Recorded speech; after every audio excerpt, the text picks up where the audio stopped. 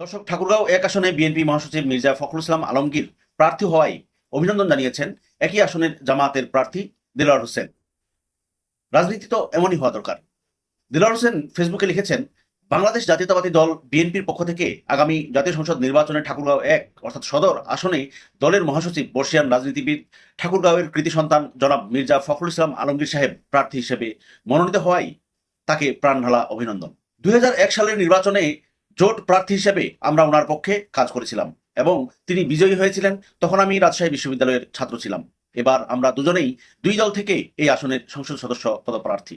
প্রতিদ্বন্দ্বিতা নয়, প্রতিযোগী হয়ে নির্বাচনী ময়দানে কাজ করতে চাই। আমাদের মূল লক্ষ্য ঠাকুরগাঁওয়ের উন্নয়ন। তিনি ফেসবুকে আরো লেখেন, জনগণ আমাকে বিজয়ী করলে ঠাকুরগাঁওয়ের উন্নয়নে আমরা অভিভাবক হিসেবে উনাকে রাখবো, আর জনগণ উনাকে বিজয়ী করলে ঠাকুরগাঁওয়ের উন্নয়নে উনাকে সার্বিকভাবে সহযোগিতা করে যাবো ইনশাআল্লাহ। সবশেষ তিনি লেখেন, আল্লাহ তাআলা আমাদের সহায় হন, আমিন। দর্শক, এই যে সম্প্রীতির রাজনীতি, জামাত নেতা দেলোয়ার হোসেনের এই মন্তব্যটি, এই ফেসবুক স্ট্যাটাসটি মুহূর্তে ভাইরাল হয়ে গেছে। ঠাকুরগাঁওয়ের মানুষ, ঠাকুরগাঁওয়ের জনগণ, বিএনপি জামাত সবার মধ্যে একটা নতুন উচ্ছ্বাস কাজ করছে। জামাতের প্রার্থীর এরকম একটি স্ট্যাটাস সম্প্রীতির যে রাজনীতি, সেক্ষেত্রে ইতিবাচক হিসেবেই দেখছেন অনেকেই। দর্শক, এই বিষয়ে আপনার কোনো মন্তব্য থাকলে কমেন্টসে জানান। ধন্যবাদ।